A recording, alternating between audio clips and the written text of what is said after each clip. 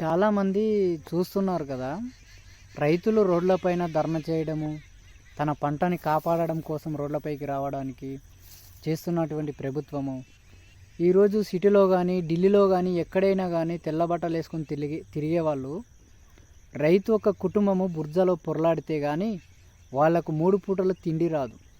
అలాంటి రైతుకు ఏం కావాలో అని అందరూ సపోర్ట్ చేయాల్సింది పోయి ఈరోజు అదే రైతు రోడ్డు మీద ఉంటే ఎవరు కూడా సపోర్ట్ చేసి తనకు కావాల్సినప్పుడు ఏ ఎరువులు కావాలని చెప్పి అందుబాటులో ఇవ్వట్లేదు. దానికి ఎవ్వరు కూడా సపోర్ట్ చేయట్లేదు. మీరు సపోర్ట్ చేస్తే తన పంటని కన్న తల్లిలా చూసుకుంటాడు కదా. కన్న తల్లిలా చూసుకునే పంటకు ఈరోజు మధ్యలోనే చావడానికి కారణమవుతుంది. ఈ సరైన ఎరువులు లేక అసలు అన్నీ వేస్తే కూడా అసలు గిట్టుబాటు ధర రాదు. మళ్ళీ అందులో ఈరోజు ఎరువులు కూడా యూరియా కొరత మాకు అందరికీ తెలిసిందే. ఆ యూరియా కూడా దొరకపోవడం వల్ల అసలు వాళ్ళకి పెట్టుబడి కాదు కదా, అసలు వాడు చెమటోడ్చిన కష్టం కూడా ఫలితం లేకుండా పోతుంది.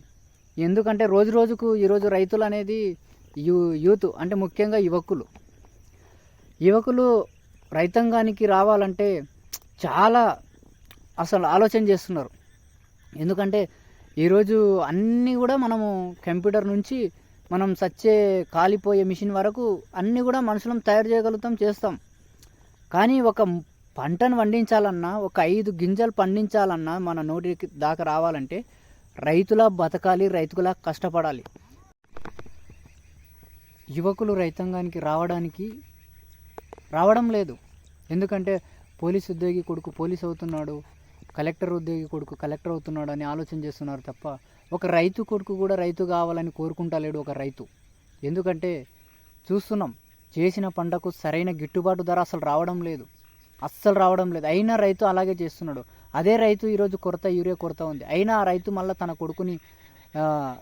తన కొడుకు వ్యవసాయం చేయమని చెప్పడం అనేది అసలు జరగడం లేదు. ఇట్లా రాను కొన్ని ఇప్పుడు పెళ్ళిళ్ళు చేసుకుంటున్నారు. రైతు అంటే అమ్మాయి కూడా పెళ్ళి చేసుకోవడానికి ముందుకు రావట్లేదు. ఇంకో విషయం ఏంటంటే ఇప్పుడు అమ్మాయిలు మాత్రము కుట్టు మిషను లేకుంటే ఇంకేవేవో నేర్పించి తన అత్తగారింటికి పంపిస్తున్నారు. ముఖ్యంగా తల్లిదండ్రులు చెప్పాల్సింది వ్యవసాయం గురించి చెప్పాలి. అసలు వ్యవసాయం గురించి చెప్పకుండా పోవడం వల్ల అనేక రకాలైనటువంటి యంత్రాలు వస్తున్నాయి. ఈరోజు యంత్రాంగాలు వస్తున్నాయి పని చేయడానికి. ఆడవాళ్ళు అసలు చేయడం లేదు. ఫ్యాన్కు కూడా రిమోట్ ఉందబ్బా. లేచి ఇట్లా కట్కేసి మనం ఎక్కువ తక్కువ పెట్టుకోవడానికి ఉన్న ఫ్యాన్కు కూర్చున్న దగ్గరనే ఎక్కువ తక్కువ చేసుకోవడానికి కూడా ఫ్యాన్ కూడా రిమోట్ పెట్టారు.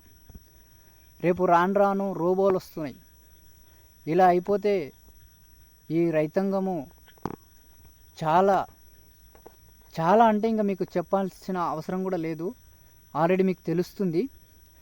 రైతాంగం అనేది పండించడం అనేది తగ్గిపోతే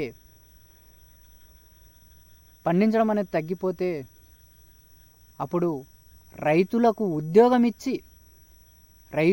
నెలసరి ఉద్యోగం ఇచ్చి వ్యవసాయం చేయాల్సిన రోజులు చాలా దగ్గరలో ఉన్నాయి. నిజం చెప్తున్నా వినండి. ఈ రోజుగాన మనం వ్యవసాయం గురించి తన కొడుకుకి తన కూతురికి చెప్పలేదనుకో తల్లిదండ్రులు, నిజం చెప్తున్నాను, ఒక రైతు పంట పండించడానికి ఉద్యోగం మాదిరిగా పండించాల్సిన రోజులు వస్తాయి. నిజం చెప్తున్నా. ఇది మాత్రం 100% నిజం. ఎందుకంటే ఎవరింట్లో చెప్పిస్తున్నారు? నా కొడుకు రైతు కావాలని ఎవరు కోరుకుంటున్నారు? ఒక స్కూల్కి వెళ్తే నీవేమవుతావని అడిగితే నేను ఒక మంచి పోలీస్ ఆఫీసర్ని అవుతా, నేను ఒక కలెక్టర్ని అవుతా, ఒక ఫ్లైటర్ని అవుతా. ఒక్క విద్యార్థి అన్న నేను రైతునైతానని చెప్తున్నాడా? చెప్తలేడు. ఎందుకు?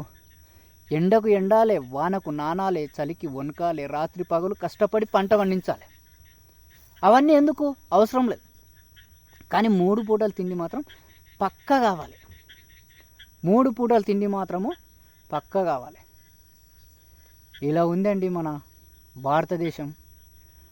భారతదేశంలో ప్రతి తల్లిదండ్రులకు చెప్తున్నా, రైతుల గురించి పిల్లలకు చెప్పాలి.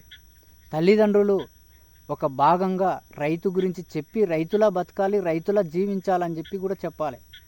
రైతులా జీవించాలంటే ఇప్పుడు నేను హైదరాబాద్లో ఉన్నా, నేను రైతులా ఎలా జీవించాలి అని చెప్పి తల్లిదండ్రులు తన కొడుకు అంటాడు.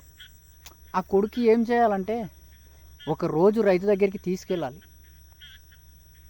మరి జ్ఞానం అనేది ఎక్కడి నుంచి వస్తుంది? జ్ఞానం రావాలంటే చేసి చూపించాలి. నువ్వు బిజీ ఉంటావు, నీకు ఆఫీసులు ఉంటాయి, నీకు బిజినెస్లు ఉంటాయి, మస్తు ఉంటాయి, నీకు పనులు ఉంటాయి. కానీ ఇది రైతాంగం ముందుకు ఎలా వెళ్ళాలి? చెప్తే కదా రైతాంగం ముందుకు వెళ్ళాలంటే చెప్పాలి. ఇప్పుడు ఏదో ఆన్లైన్లో క్లాసులు ఉంటాయి అనుకుంటాం.